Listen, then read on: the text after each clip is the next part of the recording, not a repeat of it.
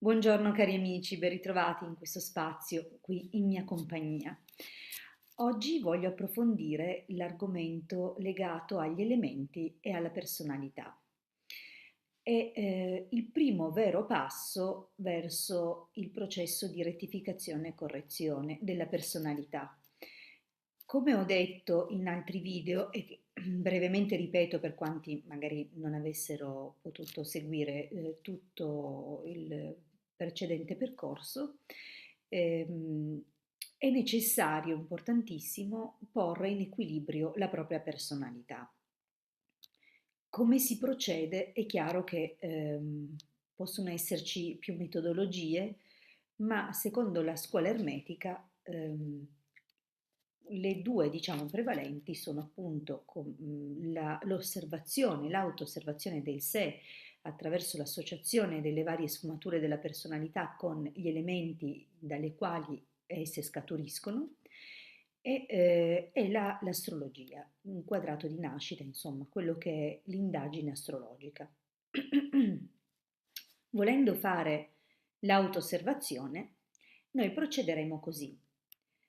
Comunque è una fase importante che a prescindere è necessario facciate in prima persona. Il nostro quaderno magico ci sosterrà e ci aiuterà perché è su di esso che noi andremo a registrare tutto quello che è il frutto della nostra osservazione.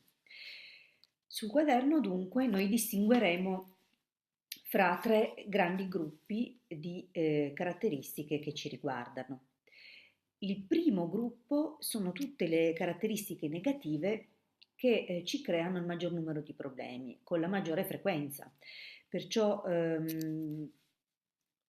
qualsiasi aspetto di noi che anche nelle minime occasioni emerge e ci procura disagi, discussioni, incomprensioni, dovremmo essere appunto capaci di guardarci, osservare come molte cose siano ripetitive e siano il frutto di uno stesso meccanismo che si innesca e analizzarlo.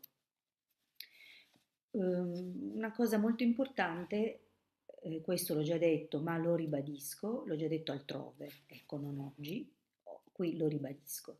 È importante che durante il processo di osservazione e di autoanalisi prendiate in esame soltanto voi stessi. Dobbiamo tenere sempre a mente che quello che fanno gli altri è importante soltanto nella misura in cui ci permette di lavorare su noi stessi. Cioè gli altri verso di noi, come noi verso gli altri, siamo un meccanismo a specchio, possiamo dire. E cioè in quel momento noi manifestiamo determinati aspetti che sono in sintonia con quello che l'altra persona generalmente pensa di noi. Non so se avete mai osservato questa cosa. In genere vi è stato fatto osservare come l'altro ci manifesti degli aspetti di noi che dobbiamo sicuramente lavorare. Si è parlato anche della teoria degli specchi e seni e così via. È vero, l'altro ci fa da specchio, ci porta sulla base del fastidio o delle emozioni o delle cose che ci dice, ci manifesta quello che è dentro di noi e che noi se non riconosciamo dentro di noi continueremo ad attribuire all'altra persona. Invece se ci smuove qualcosa, se ci tocca delle corde, se ci infastidisce, se ci irrita, se ci ferisce, ricordiamoci sempre che è una parte di ego che entra in risonanza e che va dunque corretto. Per questo è importantissimo osservare non solo i nostri comportamenti, ma le situazioni in cui eravamo appunto in contatto o comunque situazioni che si sono verificate alla presenza di altre persone. Questo perché ci mostrerà come noi ci comportiamo nei confronti degli altri, come gli altri si comportano nei nostri confronti, in realtà non è altro che l'oggettivazione di una serie di convinzioni che abbiamo dentro di noi e che appunto sulla base del lavoro che faremo di correzione andremo a correggere. La cosa nuova è che anche noi, quando siamo specchio per gli altri, non siamo mai totalmente liberi di essere noi stessi. Vi spiego, è un meccanismo sottile, ma esiste. Ci sono persone a contatto con le quali ehm, sono in grado di stimolare in noi aspetti diversi di noi. Mi è capitato, ad esempio, di osservare che a contatto con la stessa persona, in tempi diversi, io comunque mi sia comportata sempre in modo simpatico, gentile, mi veniva di essere divertente, di fare delle battute. Mi sono resa conto, e questo capitava in particolare con questa persona, con altre persone emergevano altri aspetti di me. Quando ho capito attraverso il lavoro di osservazione e di rettificazione che anche noi, quando entriamo in contatto con la sfera mentale di un altro, veniamo inevitabilmente influenzati in positivo o in negativo sulla base di quelle che sono le opinioni dell'altra persona, ho capito e ho percepito in quel momento una chiave fondamentale, e cioè che ehm, il pensiero dell'altro è in grado di agire su di noi. Comunque l'ho già detto in modi diversi in altri video, non l'ho mai detto però in modo così particolare e specifico, ma effettivamente se avrete l'accortezza di osservare, vedrete che è così, che con determinate persone siete in un modo, con altre in un altro. Questo, ricordatevi, non è soltanto come voi vi sentite a contatto con quella persona, ma è anche quello che pensa quella persona e che è in grado di tirare fuori da voi. Sarà molto importante anche per capire le persone che vale la pena continuare a coltivare e quelle che è bene comunque lasciare andare. È chiaro che è sempre importante tirare fuori il meglio di noi, ma il meglio in equilibrio. Questo è il fondamento. Dunque, tornando al lavoro sul quaderno magico, prenderemo in esame prima di tutto le caratteristiche più frequenti, cioè quelle che avvengono più spesso, che si manifestano con regolarità e che ci portano a un disagio. Perciò noi lavoreremo in modo prioritario su quello, andando ad identificare quali sono i nostri comportamenti e in seconda battuta dovremo suddividerli anche sulla base degli elementi. Esattamente l'argomento di questa condivisione. Gli elementi, abbiamo visto, sono fondamentalmente quattro, sono cinque, ma per quello che riguarda la realtà materiale dobbiamo prenderne in esame quattro per poter rettificare e manifestare il quinto elemento nel modo più puro, che è il nostro spirito, a questo punto libero da catene e condizionamenti. Dunque prenderemo in esame le caratteristiche dei vari elementi che si manifestano in noi, tenendo a mente questo schema, diciamo così, che all'elemento fuoco si attribuiscono l'entusiasmo, le iniziative, l'impulsività, la determinazione, il coraggio, la lealtà, ehm, ma anche l'imprudenza, ehm, l'essere attivo, cioè tutto quello che è propulsivo, tutto quello che è riconducibile veramente all'elemento fuoco, cioè voi pensate a un fuoco che arde, ecco, qualsiasi caratteristica che ricordi il fuoco nel suo brillare, nel suo splendere, nel suo divorare tutto, nel suo essere quella cosa che scalda, perciò anche quelle persone estremamente solari, ottimiste, questo è riconducibile all'elemento fuoco. Pertanto, quando incontrerete queste caratteristiche di voi, gli metterete accanto fuoco, ok? Ehm, Ovviamente ha anche gli aspetti negativi, come ho accennato, questo per esempio imprudenza, i colpi di testa, il fatto di essere estremamente impulsivi, di agire di pancia sulla base delle emozioni del momento, il fatto di arrabbiarsi molto velocemente e di sgonfiarsi anche altrettanto velocemente. Ecco, questo è l'elemento fuoco. Immaginate appunto un fuoco che divampa. Sarà molto importante comunque fare questo esercizio, non solo perché vi mette in contatto, ci mette in contatto con la carica energetica degli elementi, ma anche perché ci farà percepire degli aspetti di noi e anche sentire a che livello di noi agiscono.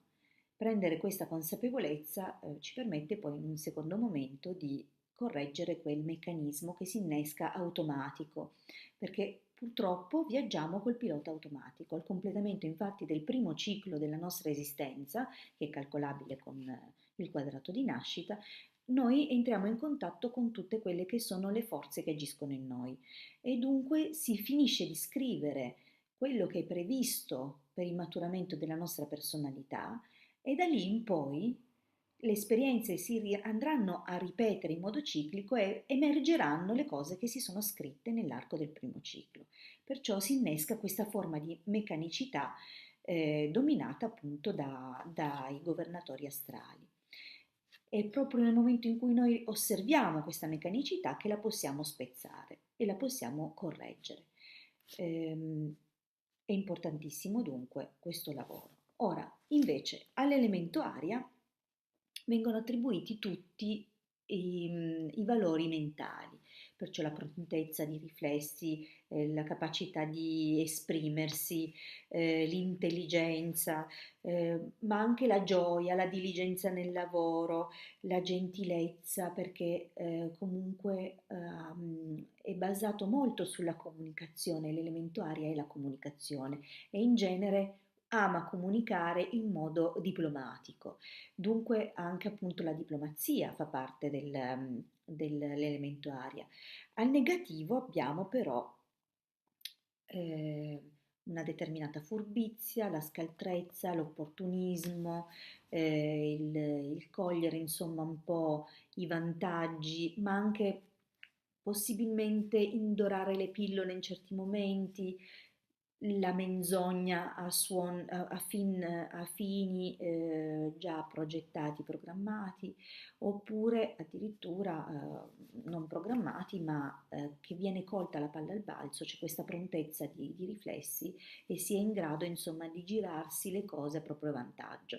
Questi sono un po' le caratteristiche legate all'elemento aria, ma c'è anche per esempio un grande ottimismo, un continuo elaborare mentale, perciò un lavorio appunto dei pensieri molto, molto intenso e che comunque porta ad avere un atteggiamento apparentemente freddo e distaccato. Dunque osserviamo quando siamo stati così e scriviamo accanto aria.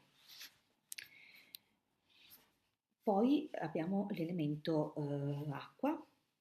L'acqua porta in esame, cioè porta in superficie tutto quello che sono il mondo delle emozioni. A questo punto noi scriveremo sul nostro quaderno i momenti in cui siamo stati particolarmente emotivi, particolarmente suscettibili, i momenti in cui ci siamo commossi con estrema facilità e quello è un segno dell'elemento acqua in eccesso. I momenti in cui siamo stati, come dire, troppo suscettibili, questa cosa l'ho detta, ma c'è anche per esempio grande umiltà, fervore, lentezza, perché l'acqua porta lentezza, anche se in alcuni momenti abbiamo visto per esempio dei fiumi in cui l'acqua scorre, in realtà dal punto di vista esoterico, quando incontriamo l'elemento acqua, tutto un po' rallenta, si ferma. Se per esempio passiamo da un periodo di grande dinamismo nel quale prevaleva l'elemento fuoco, quando entriamo in costellazioni che hanno l'elemento acqua predominante, tutto si cristallizza, tutto si rallenta, tutto si ferma. Comunque anche dal punto di vista negativo porta appunto freddezza e anche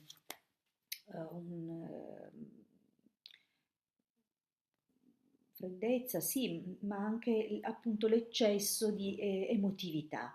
Dunque va poi modulata, cioè ricorretta, però dal positivo abbiamo le persone gentili, buone di cuore, che tendono a perdonare con facilità, che sono tenere, romantiche, sognatrici, lunatiche, possono essere anche persone che cambiano d'umore molto facilmente, proprio perché il loro stato psicofisico, il loro stato mentale dipende moltissimo dall'emozione del momento, non è dunque scollegata dal mondo delle emozioni.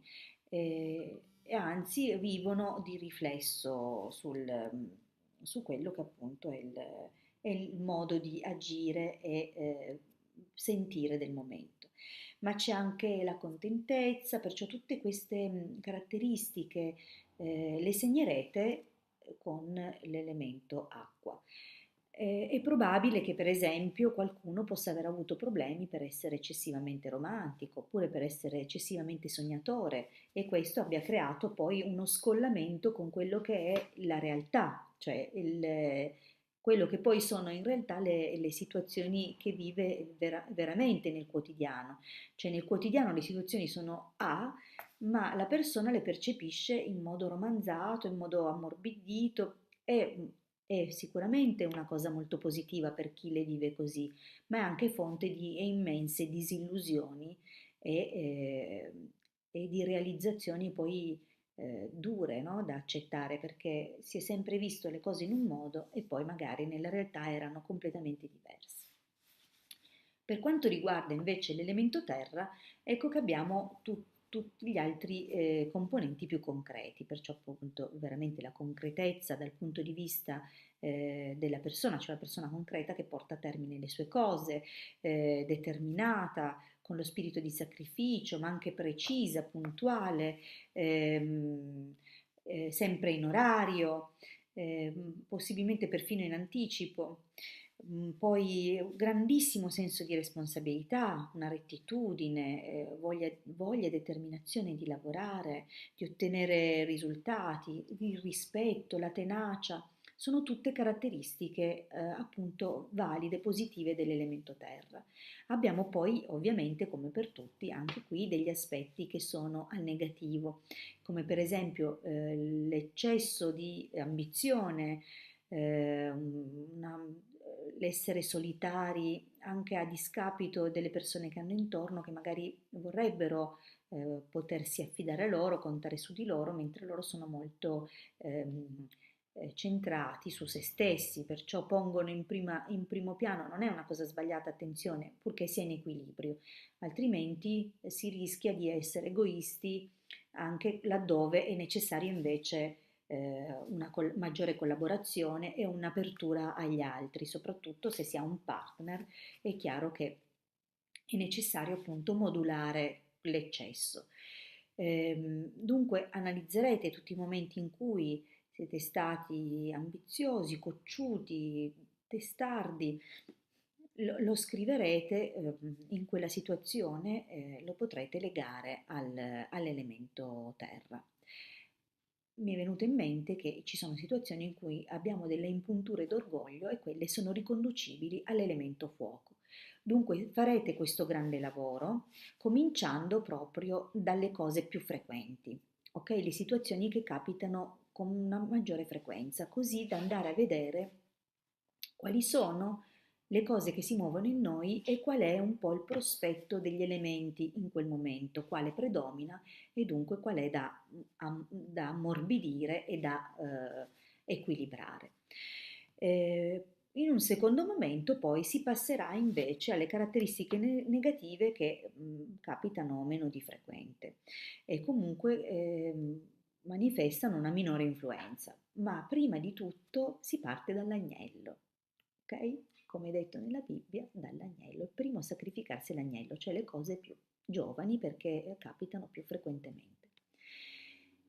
In ultima analisi poi le cose che capitano saltuariamente, che hanno poca influenza, pur essendo negative, sono, non dico trascurabili perché nella fase di correzione non dobbiamo trascurare alcun aspetto, però sicuramente possono essere lasciate al fondo perché sono quelle meno preoccupanti.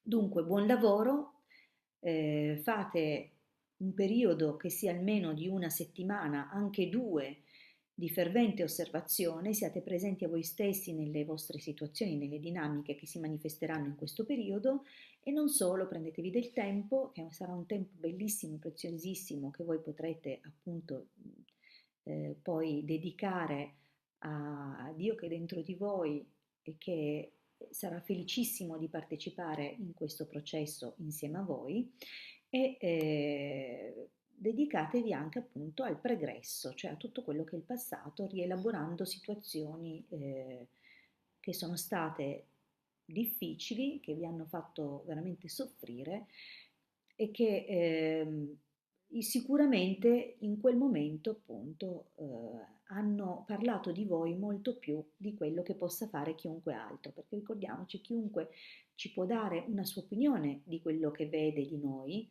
ma siamo sempre dal punto di partenza, ognuno vede quello che ha dentro, perciò è chiaro che spesso e volentieri quando noi guardiamo gli altri facciamo delle proiezioni, per questo è importantissimo in questa fase assolutamente sospendere il giudizio sugli altri e concentrarsi su noi stessi, perché proprio è l'unica cosa che importa veramente, il resto non ci compete, noi abbiamo potere soltanto su noi stessi, agendo dentro di noi.